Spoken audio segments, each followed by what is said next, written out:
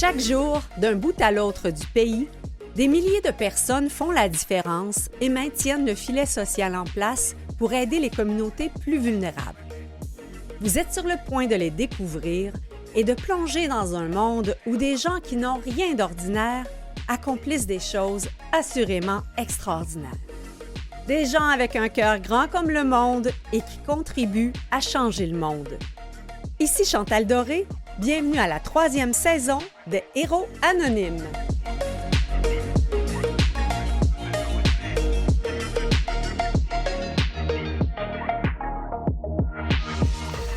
Bonjour à tous, chers auditeurs, chères auditrices. C'est à nouveau un plaisir de vous retrouver et de vous présenter des personnes qui font une grande différence dans le quotidien de centaines, voire de milliers de personnes. Au moment de la première diffusion de cet épisode, nous sommes déjà à la 2e semaine d'école pour de nombreux jeunes qui doivent s'adapter à de nouveaux enseignants, de nouveaux apprentissages, une nouvelle classe et parfois même une nouvelle école. Certains, toutefois, ont l'âge d'être à l'école, mais n'y vont plus depuis quelques années. On les appelle souvent les décrocheurs. Or, souvent, ces jeunes n'ont pas seulement décroché de l'école, mais aussi de la société en général. C'est pourquoi l'école de rue Je raccroche à Rimouski enseigne différemment à ceux pour qui le programme scolaire habituel est moins adapté. J'aurai le plaisir de rencontrer en deuxième bloc le directeur général et fondateur de Je raccroche Rimouski, Michel Lessard.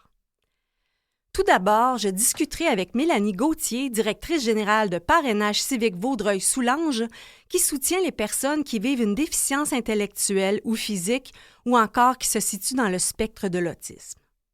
En plus des programmes d'aide, on souhaite sensibiliser davantage la communauté à ce que vivent ces personnes, leurs enjeux, et faire voir comment la différence contribue à une société diversifiée et encore plus inclusive.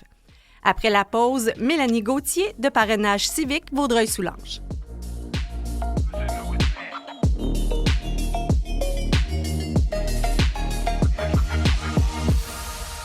Notre première invitée au Héros Anonyme cette semaine s'appelle Mélanie Gauthier. Elle est la directrice générale de Parrainage civique Vaudreuil-Soulanges.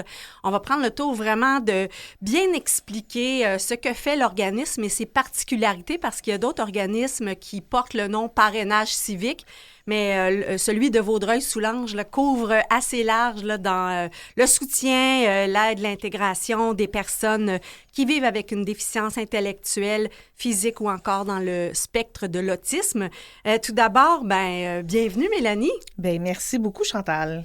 Je crois que vous connaissiez déjà par personne interposée Canalem. Absolument. Ma fille a eu la chance de faire un stage ici ou de travailler l'été dernier, puis en apprendre un petit peu plus. Donc, elle nous a grandement sollicité à écouter et à comprendre un peu les valeurs de Canalem. Oui. En fait, on se situe évidemment dans l'inclusion.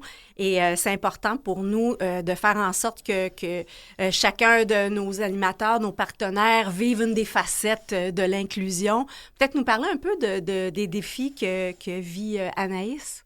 Anaïs vit avec une paralysie cérébrale, donc qui est tout à fait physique et non intellectuelle. Donc, elle vit des défis d'ordre physique tous les jours, un peu partout dans son quotidien, dans son apprentissage au niveau des études et puis dans son volet social aussi. Donc, elle a des défis à tous les égards, mais de type physique. Oui.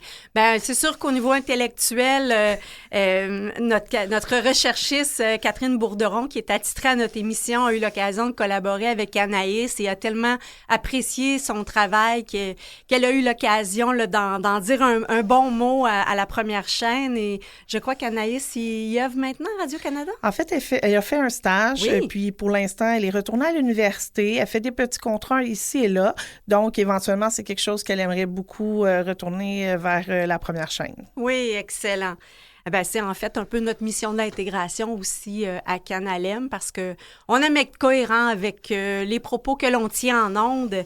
Et Mélanie, est-ce que le fait d'être mère d'une jeune femme qui est atteinte d'une une déficience physique. Comment ça vous a préparé au travail que vous avez maintenant? En fait, c'est directement relié parce que avant d'avoir Anaïs dans ma vie, j'étais éducatrice à la garderie, donc pas du tout dans le domaine. Quand Anaïs est arrivée dans ma vie, donc on a été témoins de différentes lacunes et difficultés. Puis je me suis dit, j'aimerais ça faire partie de la solution. Donc, je suis retournée aux études à 30 ans avec 3 enfants pour finalement m'aligner dans un domaine qui est l'éducation spécialisée pour faire partie du changement. Vous avez vraiment pris ça à bras-le-corps pour... Tout à fait, tout à fait. Parce que j'imagine, comme éducatrice en garderie, habituellement, est-ce qu'on vise la mixité? On est souvent plus dans des jeunes qui ne vivent pas avec... Exactement, neurotypique. Donc, moi, j'ai visé l'intégration pour ma fille à la garderie où est-ce que je travaillais. Ce n'était pas toujours facile. Oui, de plus en plus maintenant, on voit des jeunes qui sont intégrés, mais c'est un travail de tous les jours pour les parents pour s'assurer vraiment d'une bonne intégration dans un milieu qui dit normal. Et c'est un peu, je vois dans la mission de l'organisme, dans les services, que oui, il y a tout le volet d'aide et de soutien aux personnes qui doivent composer avec ces défis, mais aussi tout le volet intégration qui vous tient à cœur. Tout à fait. Nous, la mission première, c'est vraiment l'intégration et l'inclusion dans chacune de nos activités. Tout dépendant de l'activité, on s'assure toujours qu'il y a des gens à l'extérieur, puis faire la promotion aussi et un peu d'éducation face à ça, parce que c'est ça, l'intégration, c'est de faire l'éducation des gens pour leur montrer qu'on est capable de faire toutes sortes de choses malgré le fait qu'on ait un handicap. Oui. On va pousser un peu chacun de ces axes-là. Donc, peut-être, c'est ça, parrainage civique, Vaudreuil-Soulanges. Moi, c'était pas la première fois que j'entendais le mot parrainage civique. Je sais, entre autres, qu'il y a certaines personnalités qui ont appuyé ce type d'organisation-là, mais j'ai appris que vous étiez au-delà du jumelage. Absolument. Donc, dans Vaudreuil-Soulanges, on dessert toute la population de 4 à 21 ans et de 18 ans et plus. Donc, on a des services qui se chevauchent avec toute la clientèle déficience intellectuelle, troubles du spectre de l'autisme sur différents paliers. Donc, on fait, oui, le loisir, on fait aussi des services d'activité de jour qui sont le 21 ans et plus après l'école, et puis tout le volet enfant. Donc, on est vraiment, oui, le jumelage, mais c'est de plus en plus difficile d'avoir des bénévoles. Donc, on s'est retourné un peu vers les services qui sont un peu différents, mais qui desservent la clientèle toujours dans un but d'inclusion et d'intégration. Comment s'est fait cette évolution-là? Est-ce que, vu que vous portez le nom parrainage civique, ça a d'abord démarré avec des services de jumelage? En fait, ça a démarré il y a quand même plus de 40 ans. Oui, un peu avec le jumelage, mais ça a été vraiment difficile tout au long des années de faire ce type de jumelage-là. Donc, ça s'est fait, mais il a fallu greffer certaines autres activités pour arriver financièrement à offrir des services. Donc, ça a toujours été plutôt difficile dans Vaudreuil-Soulanges d'avoir un grand bassin de bénévoles pour le jumelage, mais toujours soutenu avec toutes les autres activités qu'il y a autour. Puis juste pour qu'on comprenne bien, qu'est-ce que ça implique, un jumelage? Un jumelage, c'est pas compliqué, c'est 3 heures par mois qu'on demande à nos jumelés. Donc, un 3 heures, soit téléphone, souvent aller voir un film, aller au restaurant. Donc, un 3 heures, c'est très rapide, mais c'est seulement ça qu'on demande, un 3 heures d'amitié. C'est toujours dans le but de l'amitié. On veut pas que ça soit parent-enfant. On veut pas qu'il y ait une certaine échelle dans cette relation-là. On veut vraiment que ça soit 2 amis qui font des activités avec des intérêts communs. J'aime bien comment vous l'amenez. Donc, quel type? Parce que 3 heures, on se dit, ben oui, ça se place bien dans un agenda. Qu'est-ce qui fait que c'est difficile d'aller chercher des bénévoles? Je pense que de notre côté de Vaudreuil-Soulanges, on est maintenant dans un volet un peu plus multiculturel. Donc, il y a un changement de culture dans la communauté. De plus, Vaudreuil-Soulanges, c'est extrêmement grand comme territoire. Donc, on a un volet qui est un peu plus rural. Donc, il faut vraiment aller chercher notre monde différemment maintenant. Et puis, il y a tout l'aspect du français, de l'anglais, différentes langues maintenant qui s'ajoutent. Donc, il y a vraiment un développement de ce côté-là. Par contre, de notre côté, où est-ce que les gens apprennent le français très rapidement, puis là, ça devient de plus en plus facile, mais on a plus de bénévoles ponctuels qu'il y a de bénévoles de parrainage-marrainage qui demandent un peu plus à long terme, parce que c'est ce qu'on demande aux gens, c'est vraiment de laisser à long terme pour qu'il y ait une belle relation. Donc, on a des bénévoles ponctuels. Mais le bénévolat de type parrainage-marrainage est un peu plus difficile compte tenu du temps qu'on demande. Quand vous parlez des langues, je me dis peut-être que c'est une belle occasion dans un contexte de relations amicales, on apporte un soutien, par exemple, à une personne qui a un handicap physique qui peut nous aider à pratiquer notre français. Tout à fait. On a même eu une dame qui est venue faire des cours de baladie, donc qui est arrivée un peu avec toute sa culture. On trouve ça super intéressant aussi. Les percussions, on a eu quelqu'un qui est venu faire des percussions, donc on utilise aussi ce côté-là pour assurer une espèce de mixité intéressante au niveau des cultures. On trouve ça super intéressant. Puis dans Vaudreuil-Soulanges, il y a quelque chose qui est mis de l'avant par rapport à la culture. Donc, on utilise tout ça pour en faire un beau jumelage avec nos services. Bien, j'avais cru comprendre qu'il y avait eu plusieurs activités de médiation culturelle dans Vaudreuil-Soulanges. Absolument. Vaudreuil-Soulanges est très, très... En fait, Vaudreuil-Dorion a un grand volet culturel. Donc, nous, à chaque année, on dépose des projets de médiation culturelle. Donc, on va en avoir un autre aussi à l'hiver avec des artistes de la région qui sont impliqués avec la clientèle, qui connaissent de plus en plus notre clientèle. Mais oui, on a au moins un projet par année de médiation culturelle, soit avec la ville, soit avec d'autres villes, parce que nous, on est dans Vaudreuil, mais souvent, on peut en avoir dans d'autres villes où est-ce qu'on va participer à des projets de ce type-là. Mais là, on est vraiment dans l'inclusion. On est autant dans la médiation culturelle que dans la compréhension d'une différence face à... avec le quotidien des personnes qui fréquentent Parrainage civique Vaudreuil-Soulanges. Okay. Est-ce qu'on peut faire un appel aux bénévoles s'il y a des gens qui sont de la région? Absolument. Ouais. Donc, nous, on cherche vraiment des bénévoles de différents horizons pour s'assurer d'offrir le plus de services possibles ou de différences. Nous, ensemble, on se ressemble, c'est vraiment notre créneau maintenant. Donc, on essaie vraiment d'amener des activités qui sont pas nécessairement connues, mais qui vont faire que nos membres vont pouvoir découvrir différentes choses au travers de ça. Donc, on a bien couvert, je crois, l'aspect jumelage. On va prendre le temps de comprendre mieux les autres volets. Donc, on parle, vous disiez qu'il y a des services qui se chevauchent, 4 à 21 ans, 18 ans et plus. Comment ça se répartit? En fait, le 4-21 ans, on parle beaucoup de services, soit de répit, donc on offre du répit, mais aussi tout ce qui est le volet camp d'été. Le répit, il est offert pour les parents? Absolument. Ah, ouais. Donc, les jeunes peuvent venir le samedi ou le dimanche. Ils ont des journées complètes de répit pour pouvoir justement offrir aux parents des activités, soit avec la fratrie ou justement les parents ensemble. Donc, il y a vraiment quelque chose qui s'installe tranquillement. C'est pas facile pour les parents. Le besoin est beaucoup plus en dodo en ce moment. On a besoin des nuits de répit, ce qui n'est pas offert chez nous pour le moment, mais le répit est quand même quelque chose d'essentiel pour nos parents. Donc, le 4-21 ans, on a beaucoup le répit. Et puis, par la suite, on a tout ce qui est, c'est ça, les camps d'été qui sont un peu plus spécialisés avec des ratios un peu plus réduits parce que la clientèle multi-handicapée. Donc, on accueille des jeunes avec des problématiques très importantes, des niveaux de soins très avancés. Donc, on a vraiment un camp très adapté à leurs besoins. Donc, on parle du 4-21 ans. Puis, tout ce qui est service de surveillance. Donc, après l'école, avant l'école. Les horaires au secondaire sont très différents du primaire. Donc, on offre un service qui est un peu comme un service de garde, mais pour les jeunes de 12 à 21 ans.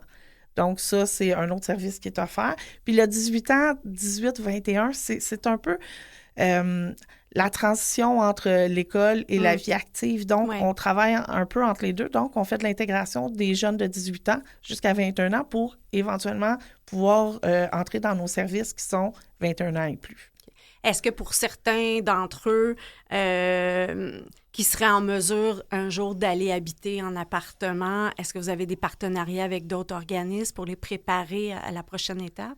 En fait, les services sont plutôt offerts par le système public.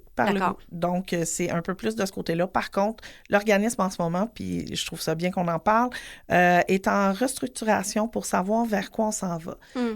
Dans notre coin, il n'y a pas beaucoup d'appartements de type supervisé. Donc, on veut vraiment miser sur un type d'hébergement ou un milieu de vie, en fait, qu'on aimerait bien pouvoir développer par la suite pour nos différentes clientèles. Donc, ça existe plus ou moins ou plus limité dans les choix. Par contre, nous, c'est vers ça qu'on veut aller pour justement que les parents puissent avoir le choix et puissent rester dans la région aussi parce que ça, c'est un autre enjeu. Mais vraiment, c'est quelque chose vers quoi on veut aller. Parfait. Mélanie, on fait une courte pause, puis on va creuser un petit peu plus cet aspect-là de l'hébergement parce que je pense qu'il y a des projets aussi en cours qu'on va vouloir présenter. Parfait.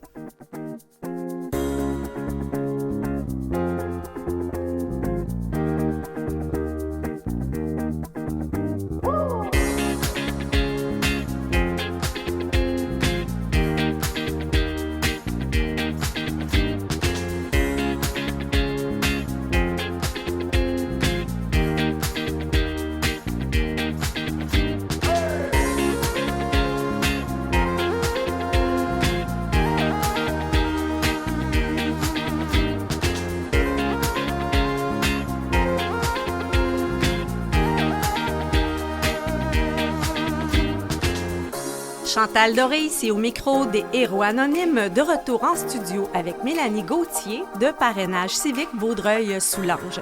Mélanie, on a parlé un peu dans le premier bloc qu'il semble y avoir là, une concentration des besoins vers une forme d'hébergement parce que, premièrement, s'il y a un besoin au niveau des dodos, il faut être capable de les accueillir. Et d'un autre côté, chez les jeunes qui grandissent et qui auraient la possibilité de vivre seuls, ça prend des installations aussi pour pouvoir le faire. Donc, quels sont vos projets en matière d'hébergement? En fait, en ce moment, on est vraiment en évaluation des besoins, à savoir le nombre de personnes qui pourraient avoir de besoins. De plus, la région est scindée en deux chez nous, donc Vaudreuil et Soulanges. Donc, ce sont deux milieux de vie qui sont tout à fait différents les uns des autres. Donc, ça aussi, c'est une part à évaluer, à savoir, est-ce qu'on veut que nos jeunes ne soient pas déracinés du tout de leur environnement? Donc, on regarde pour plus d'un hébergement, évidemment, mais on veut vraiment un milieu de vie où les différentes clientèles pourraient être mixées. Donc, on parle de jeunes lourdement handicapés, mais aussi de jeunes tout à fait autonomes qui ont juste besoin d'un peu de supervision pour y arriver. En ce moment, on dessert déjà des gens qui sont en appartement. C'est un peu ce qu'on fait. On fait du soutien à domicile. Par contre, il y en a certains qui ne pourraient pas vivre tout seuls, mais qui auraient la possibilité d'être dans un petit logis où est-ce qu'il y aurait une supervision. C'est vers ça qu'on veut aller, cette espèce de vie-là d'une petite communauté qui pourrait vraiment s'entraider. C'est vers ça qu'on veut aller. Mais je comprends que c'est ça, c'est multiple, vos champs d'intervention, parce que déjà, les types de clientèle, mais aussi, je crois que le territoire, on parlait qu'il y a des défis particuliers, ruraux et tout ça. C'est quand même, ça couvre quand même MRC 27 villes. Absolument. Donc, c'est l'enjeu le plus important parce que, effectivement, 27 villes, mais de façon rurale ou non, l'accès au transport aussi, c'est un enjeu très important dans notre petit coin de pays. Donc, ça aussi, ça devient très difficile à jumeler. Donc, il faut trouver des solutions pour essayer que tout ce beau monde-là puisse avoir des services sans être pénalisé de par où est-ce qu'ils habitent. Donc, ce serait quoi la prochaine étape pour réussir à avoir accès à ces hébergements-là, ces lieux d'hébergement? Le financement. Le financement, évidemment. On a commencé à faire des petites démarches tranquillement, mais c'est mon plus grand défi des 2 prochaines années, c'est vraiment d'aller pour pouvoir faire la promotion de nouvelles façons d'héberger les gens. On veut être novateur dans ce qu'on veut offrir. Donc, on est là-dedans, là. C'est mon projet des 2 prochaines années. Quand on parle de novateur, qu'est-ce que vous souhaiteriez faire différemment? En fait, c'est un peu ça, c'est la mixité au niveau de l'hébergement. On parle d'appartements, oui, mais de petits studios aussi pour une clientèle qui, en ce moment, n'a de place qu'en CHSLD. Mais quand on parle d'un jeune de 21 ans lourdement handicapé, les parents ne veulent pas nécessairement qu'il aille en CHSLD. Donc, on veut offrir un milieu de vie avec les soins nécessaires, mais qui soit vraiment dans un milieu où il y a beaucoup de stimulation autre que demeurer à sa chambre ou regarder la télévision. On veut vraiment que ça soit un milieu de vie très, très actif. Donc, oui, on va être très novateur de ce côté-là. Dans quel contexte un jeune atterrit en CHSLD? De ce côté-là, c'est vraiment quand on parle de jeunes polyhandicapés avec un niveau de soins très élevé. Donc, les parents deviennent trop épuisés. C'est très épuisant, en fait. Il y a des gens qui dorment pas ou dorment très peu la nuit, qui ont des problèmes de santé qui est très difficile au niveau... ils peuvent être gavés, langés, besoin d'un lève-personne. Donc, ça devient très physiquement difficile aussi pour les parents. Puis, à un moment donné, il y a un enjeu de physique pour les parents aussi de dire jusqu'où on pousse tout ça. Puis nos parents sont vieillissants. Ouais. Donc, il y a aussi ça de voir les parents ne veulent pas nécessairement, puis Vaudreuil-Soulanges, oui, mais on parle de la Montérégie-Ouest. Donc, quand un hébergement s'ouvre, ça peut être aussi de l'autre côté du territoire. Donc, on peut s'en aller à Saint-Jean-sur-Richelieu. Vaudreuil-Soulanges, Saint-Jean-sur-Richelieu, c'est quand même une grande distance. Donc, le CHSLD, c'est vraiment en lien avec les handicaps multiples et très, très sévères. C'est vers ça qu'on va s'en aller parce que les milieux ne sont pas adaptés à leur vie pour le moment. Oui, puis je comprends la notion de stimulation, puis le personnel qui œuvre dans ces CHSLD. Bon, on le sait, on en a beaucoup parlé, ils sont débordés, c'est extrêmement difficile. Donc, réussir, c'est pas le même type de il y a une base peut-être, mais c'est pas le même type de stimulation ou de soutien que ces jeunes-là ont besoin. Effectivement, ils ont besoin d'une stimulation très différente, multisensorielle, ce qui n'est pas nécessairement offert. On n'a pas le temps en CHSLD en ce moment, on l'a dit, et il manque de personnel, c'est difficile. Donc, si on ajoute, je vais dire, ce fardeau-là, ça devient plus difficile. Donc, ces jeunes-là ils auront les soins de base, définitivement, mais par la suite, au niveau de la stimulation, il n'y en aura pas au niveau dont ils ont besoin. OK. Et comment vous accompagnez les parents aussi là-dedans? Parce que je peux juste m'imaginer si j'étais mère d'un enfant qui a ce type de défi, est-ce qu'il n'y a pas une certaine culpabilité quand on réalise qu'on est plus capable là, de s'en occuper? Ou même, à la limite, même le répit, peut-être des fois on demande du répit quand déjà on aurait dû le demander le mois passé. En fait, les parents, de façon générale, et je vais dire à 99 du temps, se sentent coupables. Se sentent coupables de la vie qu'ils ont, de la vie, du temps qu'ils peuvent donner à leurs enfants. Dans le fond, ils ont l'impression de les laisser un peu à eux-mêmes, même si ils étirent au maximum toutes les possibilités. Donc oui, ça, on accompagne les parents vraiment plus intellectuellement à un peu voir que non, on n'abandonne pas son enfant quand on décide qu'il doit changer de milieu de vie. On parle toujours de placer un enfant. Nous, on dit on place pas un enfant. Ah, oui. C'est la différence, c'est de dire on choisit à ce moment-là qu'on n'est plus en mesure de le faire, donc on n'a pas le choix. Puis c'est un peu ça qu'on veut laisser aux parents, c'est le choix de le faire avant que tout ça arrive. Là. On veut vraiment être en amont, puis dire, profitons de ce temps-là pour justement vivre de belles choses. Je pense que tous les parents, grands-parents l'écoutent, peu importe qu'ils aient des enfants qui présentent un handicap ou autre, comprennent cette notion-là de pression qu'on se met parents. Puis heureusement, dans le fond, vous êtes des partenaires familiaux. Tout à fait. On essaie vraiment d'offrir aux parents aussi des petites formations de temps en temps ou de l'information gouvernementale ou sociale, communautaire. Donc, on essaie vraiment d'accompagner les parents de ce côté-là. C'est pas évident. Quand ils ont du répit, ils veulent pas nécessairement venir dans une rencontre, évidemment. Donc, ce qu'on essaie de faire, c'est d'offrir des temps, mais aussi avec des gardiens-gardiennes, des accompagnateurs pour pouvoir leur offrir ce temps-là à venir à des rencontres de parents pour en apprendre un petit peu plus. Si on parle peut-être des cas, j'oserais dire plus légers, qui demandent moins d'adaptation, il y a tout le volet sensibilisation de la communauté en général. Donc, je regardais sur votre site Internet, il y a un calendrier de plein d'activités, même des voyages. Comment ça se passe? En fait, on a différentes activités qui peuvent répondre aux différents types de clientèle qui viennent chez nous. Donc, oui, on a des sorties au restaurant. On a des activités qui vont se passer un peu plus à l'intérieur de nos locaux.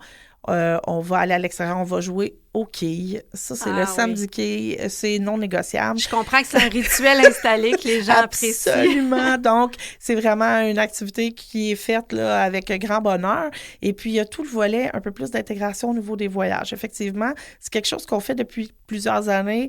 On avance dans le temps avec le nombre de journées qu'on passe en voyage aussi. Donc, là, on fait des 2, 3, 4 nuits à l'extérieur. Mais on essaie de faire vivre des expériences très différentes à nos membres. octobre. La dernière fois, c'est la semaine dernière, on est allé 4 jours à Tadoussac.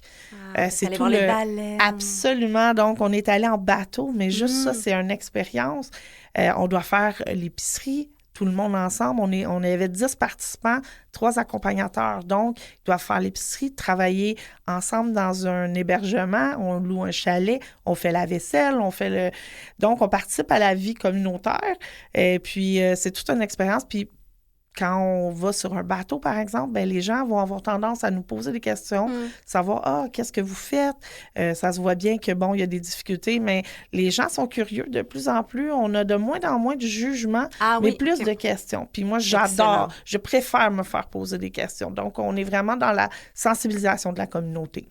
Est-ce qu'on pourrait penser que les enfants servent souvent de vecteurs pour les parents parce qu'ils sont sans priori, ils vont poser des questions, même que des fois les parents se disent « Ah, mon Dieu, je peux pas croire ma fille vient de poser cette question-là », mais ça amène justement à avoir des belles discussions. Moi, j'utilise les enfants. Quand je vois que les enfants sont curieux, parce que je l'ai vécu dans mon quotidien aussi. Oui. Donc, vraiment, puis, je vais faire un parallèle. Anaïs était en mesure de dire ses difficultés. Donc, un enfant qui avait des questionnements, Anaïs s'approchait de cet enfant-là pour l'expliquer. Donc, je fais la même chose dans ma vie professionnelle. Donc, on voit les gens, on pose des questions.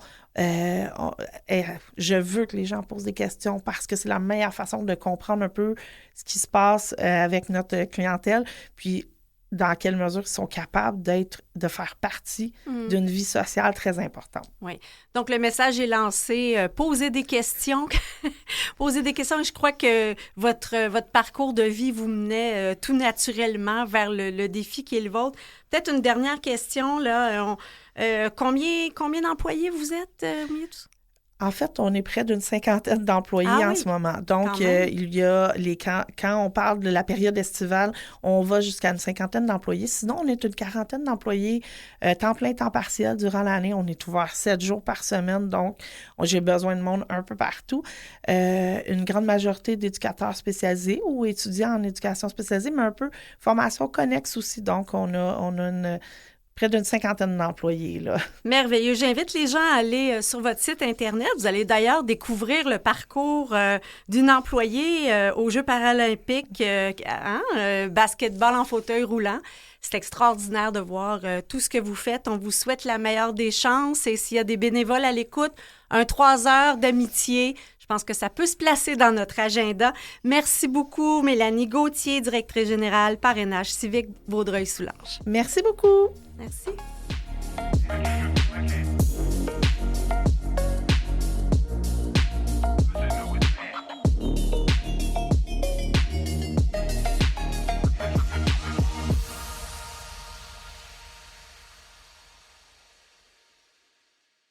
Vous écoutez Les Héros Anonymes avec Chantal Doré.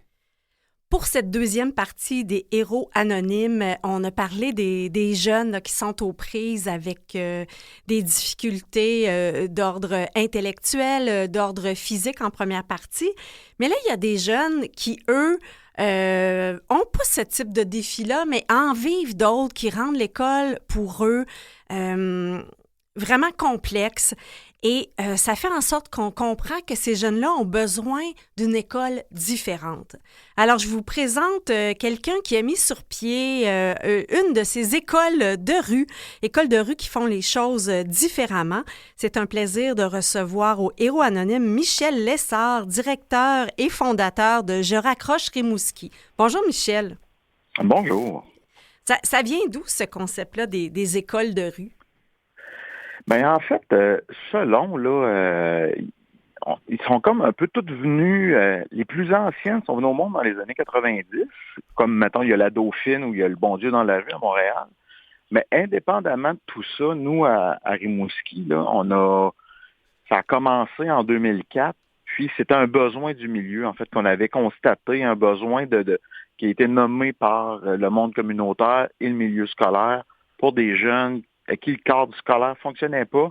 Puis quand ils revenaient du milieu communautaire, l'accompagnement était trop différent. Puis ils redécrochaient. Donc, on a travaillé à essayer de trouver un moyen d'éviter ce multi-décrochage-là en ligne, parce qu'à un moment donné, ça devient trop facile. Aussitôt qu'on rencontre un obstacle, on part. Donc, on voulait comme arrêter ça. Puis c'est là qu'est né le Je raccroche, en fait. On a commencé à écrire qu'est-ce que ça devrait être un maillon qui se trouve vraiment à être situé entre le monde scolaire et le monde communautaire.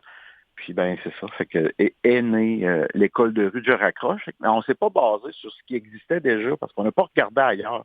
On a vraiment focusé sur notre réalité. Les besoins qui s'exprimaient chez vous. Exact. Puis on a construit à partir de ça. Puis après, on a comme ouvert sur le reste du Québec. On a regardé qu'est-ce qui se faisait une fois qu'on avait commencé.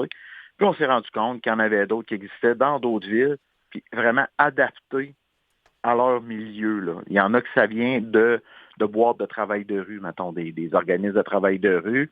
Ils décident de faire un projet école de rue, puis là, ça devient comme autonome, mais ils sont quand même rattachés au domaine du travail de rue. Donc, il y a ça. Puis, il y a des écoles de rue un peu comme nous qui sont venues au monde et ils n'existent que pour être une école de rue. J'aime bien ce que vous racontez, le maillon entre l'école et le milieu communautaire. Oui, ben c'est ça. On avait vraiment remarqué, le milieu communautaire, c'est un milieu où c'est vraiment accueillant. On est très près de nos, moi je voudrais dire nos jeunes, là, mais on est très près de nos jeunes. On s'en occupe, on les accompagne. C'est beaucoup du 1-1, donc on est très, très présent, alors que les milieux scolaires ne peuvent pas se permettre ce genre d'accompagnement-là pour diverses raisons, puis parce qu'ils ont beaucoup de monde, puis ils ont un cursus scolaire à suivre. Donc, c'est une autre réalité. Mais le clash, si on veut, entre le monde communautaire et le monde scolaire était beaucoup trop gros pour certains jeunes.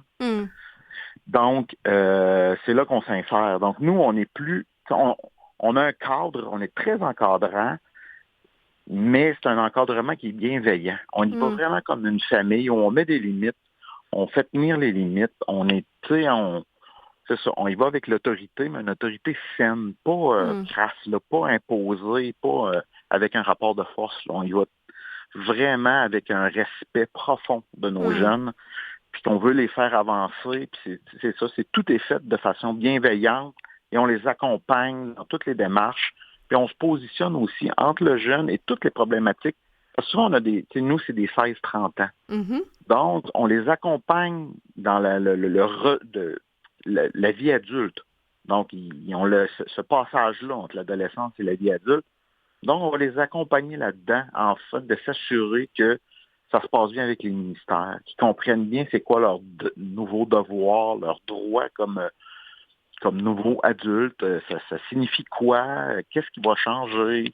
Donc, on les accompagne vraiment dans tout ça, là, l'arrivée dans des appartements, comment gérer des budgets, parce que là, on couvre là, très, très large dans la vie du jeune. Donc, on comprend 16 à 13 ans et ce sont des jeunes donc qui n'ont pas complété leur secondaire 5. C'est ça, exact. Donc, puis qui n'ont pas les préalables pour une formation professionnelle. Donc, avec nous, quand ils commencent avec nous, on va valider tranquillement c'est quoi vers quel domaine ils veulent aller. Après ça, on va faire de l'exploration professionnelle avec eux autres. Par exemple, là, Je raccroche, qui est mon organisme, on se décline, là, il y a le volet scolaire, qui est un 14 heures semaine, qui font du français, des maths et de l'anglais, pareil comme s'ils seraient au régulier. C'est les enseignants du régulier qui viennent, donc ils avancent. Ah oui, d'accord. Pareil, c'est pas une voie de garage ou une petite voie à côté où ce qu'ils font de façon académique, ça sert à rien. Ils continuent à avancer, pareil comme s'ils seraient au régulier. Puis en plus de ça, nous, on ajoute les après-midi des ateliers. Donc, des ateliers de développement de la citoyenneté. Parce qu'on pense que quand un jeune décroche de l'école, souvent, ça va être un décrochage complet. C'est pas juste scolaire. Il va se désaffilier de la société, de plein d'affaires. Donc, nous, tranquillement, on le ramène.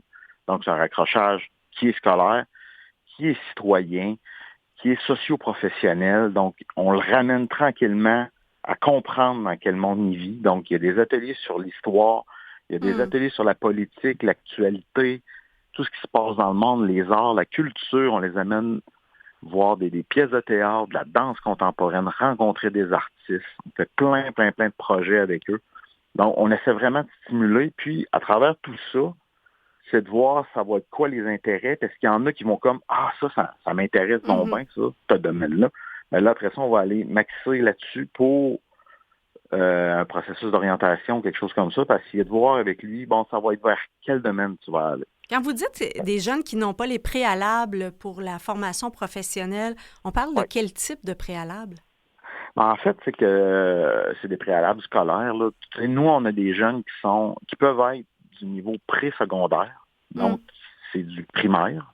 Ils sont au niveau primaire, même à 22, 23, donc, l'écriture, 24 ans. le calcul, les sciences qui pourraient mener. Donc on va le dire simplement, ils n'ont pas les notes pour accéder à la formation professionnelle? Oui, c'est ça. Ils n'ont juste pas le niveau, le niveau secondaire. Donc, pour la plupart, ça prend un secondaire 4. Il y en a que ça prend un secondaire 3 pour intégrer des formations professionnelles. Ça varie là, selon chaque formation. Nous, en fait, avec nous, ils peuvent avancer académiquement, puis même aller chercher leur secondaire 5 s'ils ont besoin. Mm-hmm. Puis aller au cégep. Et on en a qui sont allés au cégep. Très peu à l'université, mais quand même, on en a eu. Donc, parce que c'est pas tous des jeunes qui ont des problématiques scolaires, en fait. On a des jeunes qui se sont juste enfargés dans le système. Tu sais, on en a qui ont des notes vraiment très, très fortes en académique. C'est juste qu'ils ont perdu l'espoir à quoi servait le système scolaire à un moment donné dans leur parcours pour X, Y, Z raison.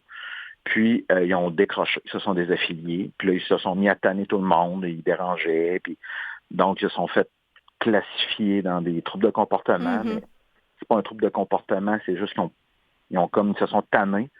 Donc, quand les jeunes reviennent, on réussit par miracle, parce qu'on n'est pas...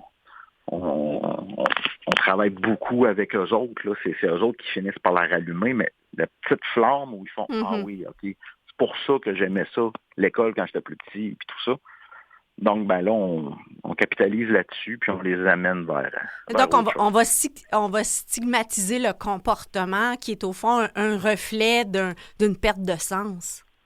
Oui, c'est ça. Puis, souvent, c'est ça, c'est nous, on s'attarde pas... quand les jeunes nous arrivent, ce qu'on leur dit souvent, c'est qu'on leur donne la page blanche. Donc, on n'ira pas voir son passé scolaire. Donc, toutes les retenues, les troubles de comportement, les notes au dossier, ça nous intéresse pas, ça.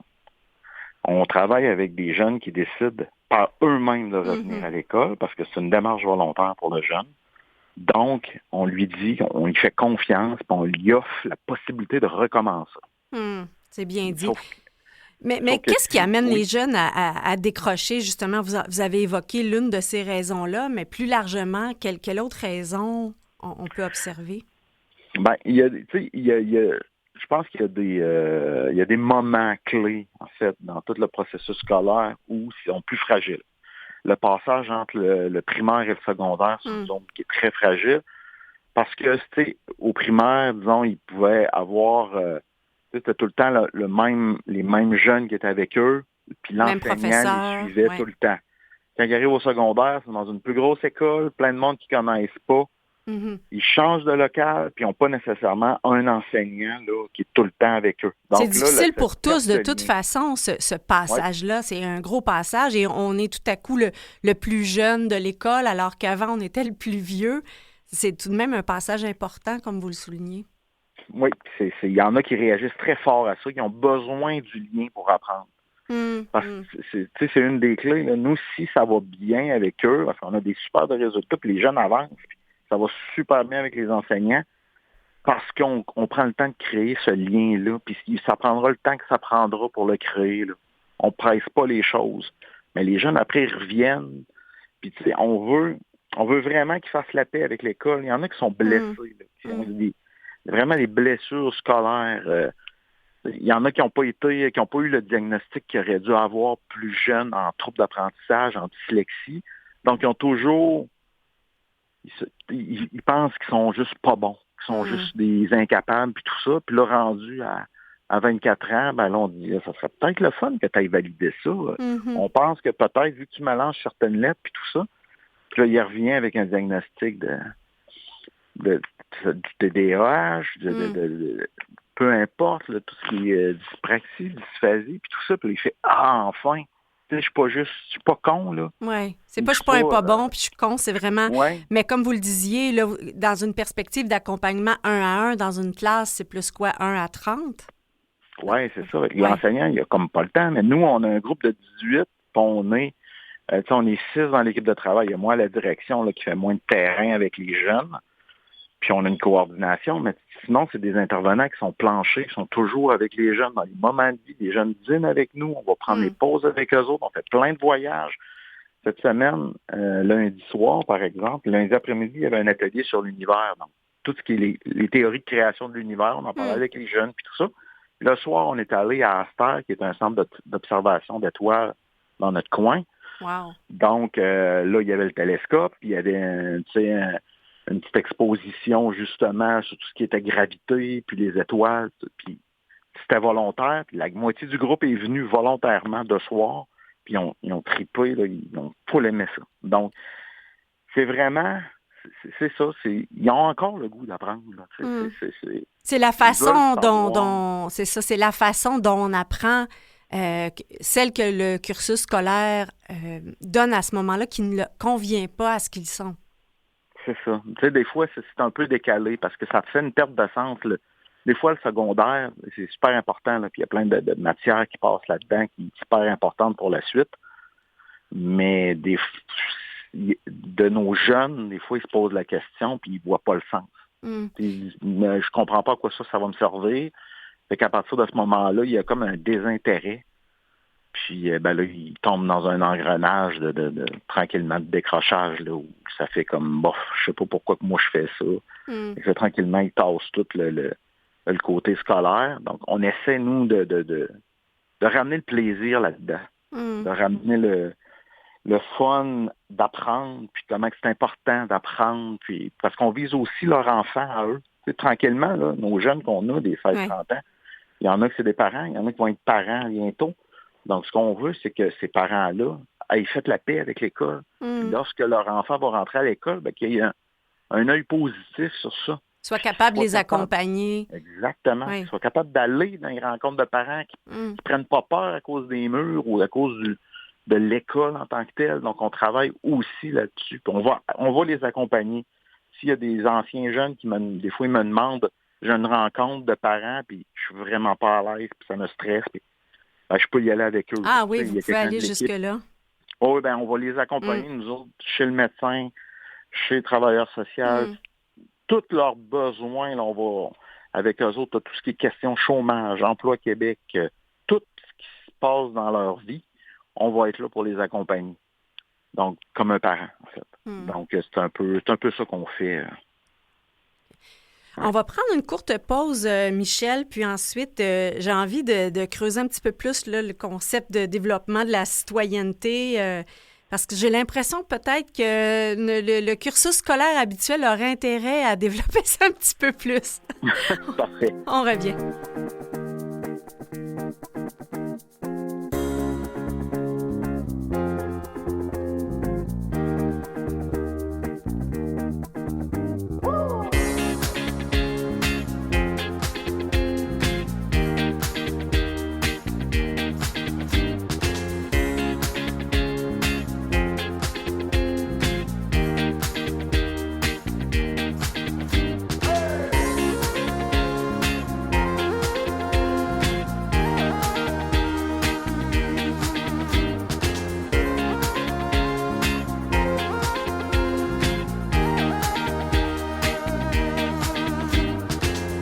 Dernier bloc des héros anonymes. Pour cette semaine, nous poursuivons notre discussion avec le directeur et fondateur de Je raccroche Rimouski, Michel Lessard. Michel, on a parlé là, que le 30 heures semaine dans lequel le groupe de 18 jeunes auquel ils participent, il y a un 14 heures école, vraiment matière, français, mathématiques, anglais, puis il y a un 16 heures d'atelier. Et vous avez utilisé 2 fois le terme désaffilié. Pouvez-vous nous expliquer mieux qu'est-ce qu'on entend par désaffilié?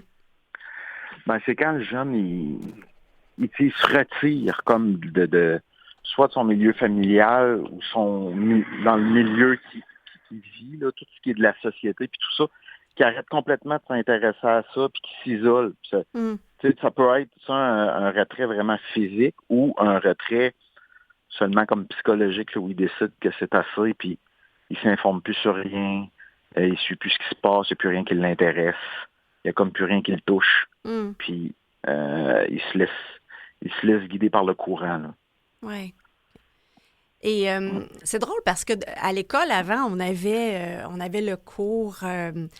bon, on partira pas avec religion et morale, mais il reste qu'il y avait quelque chose du côté moral qui parle du développement personnel, du respect les uns les autres. Il y avait aussi le cours d'économie familiale. Or, ça a été, si je comprends bien, exclu du cursus scolaire, mais il y avait peut-être quelque chose d'important là-dedans? Ben, moi, je pense que oui, parce qu'on les... Tu sais, le cours d'économie familiale, on fait de la cuisine avec eux. Donc, ils ont des ateliers de cuisine. Tous les besoins qu'ils pourraient avoir, là, mettons qu'on aurait des jeunes qui diraient, moi, là, la couture, ou let's go, on va acheter une machine à coudre, on va leur montrer à coudre, là. C'est pas plus compliqué que ça. Puis si c'est du tricot, compétence que j'ai pas nécessairement, ou que personne n'a dans mon équipe, ben on a plein de il y a plein de personnes qui nous offrent de venir faire du bénévolat. Fait que, moi, j'allais dire, au niveau intergénérationnel, il y a sûrement des beaux maillages. Absolument, puis on en fait, puis on le développe de plus en plus. Ça, nos jeunes préparent des activités, puis ils vont dans des résidences de personnes âgées, faire le lien ou aller travailler sur l'olfactif, donc ils apprennent aussi les exposés oraux, ils n'ont pas le choix. Fait qu'on y va de façon détournée. Puis il y a des super de beaux résultats avec les personnes âgées. Là. Nos jeunes il y en a beaucoup qui vivent de l'anxiété, mais on essaie, nous autres, de les pousser. Là, parce qu'on veut qu'ils puissent se développer. Puis c'est pas vrai que...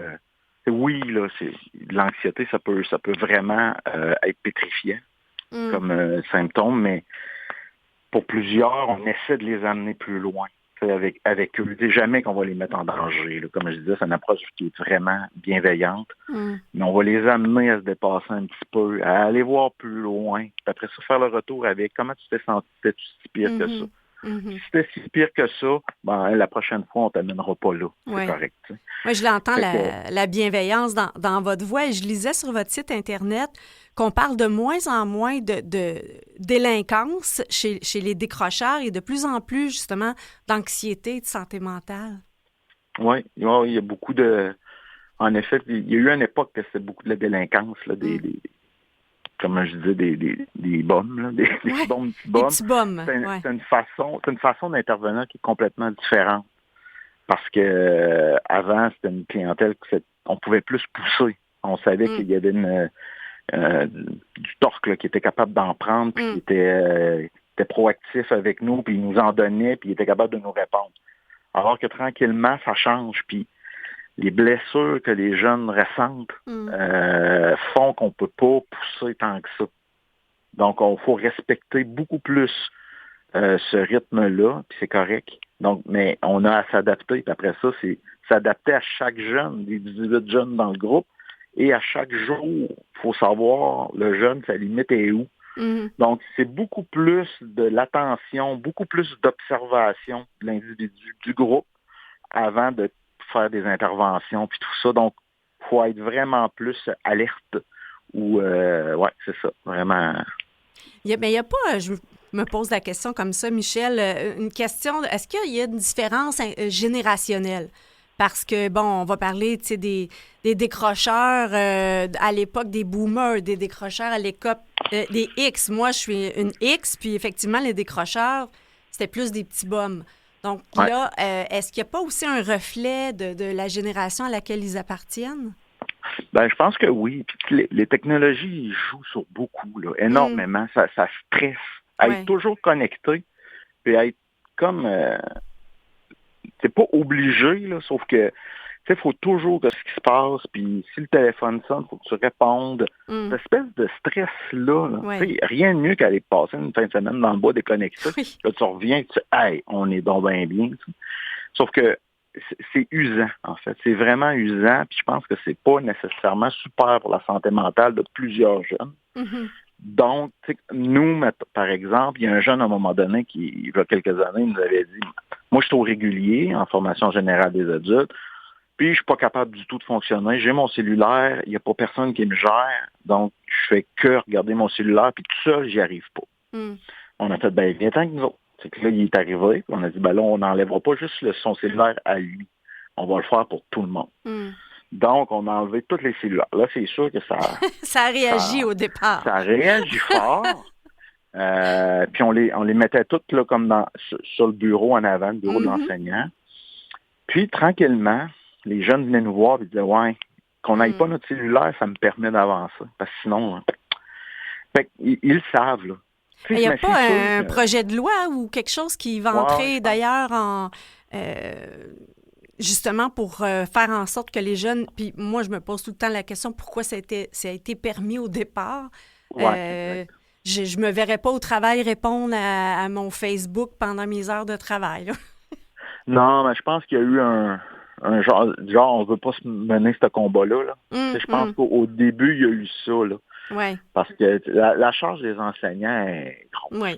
On va se le dire. Puis je pense que c'est un bout qu'ils ont comme... Non, nous autres, on ne gère pas ça parce que là, c'est assez. Là. Mais nous, on l'a géré parce qu'on est une équipe puis on est plusieurs avec eux autres. Donc, c'est beaucoup plus facile. Là. Aussitôt que nous, en équipe, on s'entend sur quelque chose, on l'impose, puis c'est ça. Donc, c'est ça qu'on a fait. Là. Mais les résultats sont super là, parce qu'ils font des examens, ça avance de façon académique, ça va super bien. Mais les cellulaires sont même pas sur le bureau, parce que même sur le bureau, il y a des études qui disent que ça dérange. Il faut vraiment qu'ils soient loin. Donc, nous, les jeunes, on a acheté des casques Bluetooth, là, des casques d'écoute. Donc, les jeunes ont chacun leur casque d'écoute, s'ils veulent, puis leur cellulaire avec leur liste de lecture est plus loin, puis ils n'ont pas accès. Donc, ils mettent ça dans une pochette, puis ils partent leur liste de lecture, puis ça va être ça pendant l'heure de ton français, par exemple. Fait que, là, on parle de musique, là. Oui, il écoute la musique, puis c'est ça. Donc, c'est vraiment, là, on adapte, on essaie vraiment de s'adapter, puis on essaie vraiment de trouver les moyens les plus efficaces et efficients pour les jeunes. Michel, comment vous partagez vos trucs? Parce que je lisais dans le dossier de recherche qu'il y a eu un forum Parlons Éducation. Oui, il y a eu un forum Parlons Éducation. On a participé à ça, en fait. C'est voir comment, comme un espèce d'état généraux sans en être un, là, genre, qu'est-ce qui se passe dans notre milieu scolaire, puis pourquoi qu'on en est là. Oui. Donc, il y a comme plein de monde qui ont participé, dont nous, on a participé, mais les organismes de lutte au décrochage là, du ROC-LD ont participé, le RERAC, qui est le regroupement des écoles de rue, en fait, parce qu'on est à peu près une dizaine d'écoles de rue au Québec. D'accord. Tous différentes. Fait que c'est ça. Donc, on participe à ces choses-là, puis on s'entraide entre nous, puis on essaie de voir c'est quoi comment on peut adapter chaque pratique à nos... fait que c'est beaucoup entre nous que ça se passe. Mais là, il commence à y avoir des études universitaires sur les impacts qu'on a. Donc, tranquillement, ça va sortir, ça, ces projets de recherche-là, sur la façon d'intervenir qu'on a avec les jeunes, pourquoi ça fonctionne avec eux. Oui. On a quand même 90% de taux de réussite là, après une année avec les gens. Ça veut dire quoi, un taux de réussite? C'est un jeune qui revient à l'école, qui continue avec nous ou qui s'en va sur le marché du travail. Donc, c'est un jeune qu'on retire, en fait, de l'aide sociale ou du système, là, puis qui devient... qui apporte au système, en fait. Donc, se réaffilier.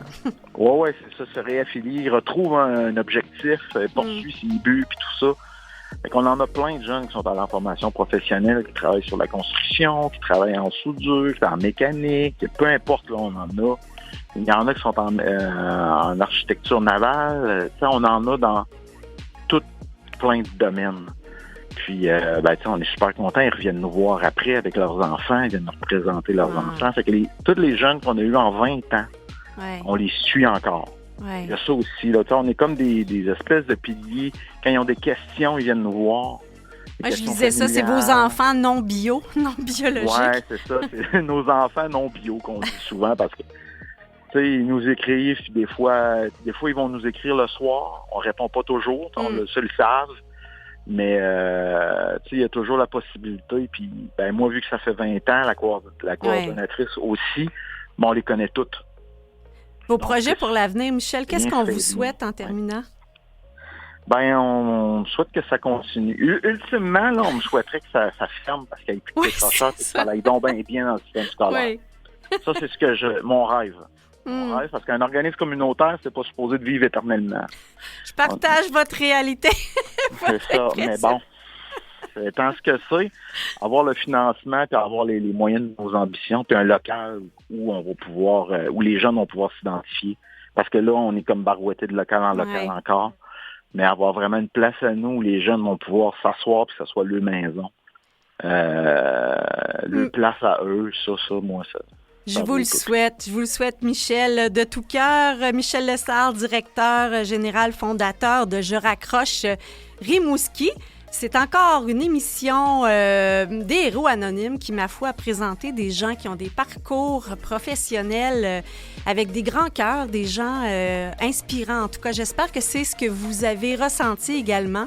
Si vous en connaissez des Michel Lessard et des Mélanie Gauthier, écrivez à notre recherchiste Catherine Bourderon. Vous allez trouver son adresse courriel sur la page de l'émission Les héros anonymes à vuesetvoix.com. On remercie Catherine, on remercie Mathieu Tessier à la recherche, Jean-Sébastien Laliberté. Et également, je suis ici chaque semaine avec vous. Je vous espère à l'écoute. La semaine prochaine, je vous souhaite une bonne semaine.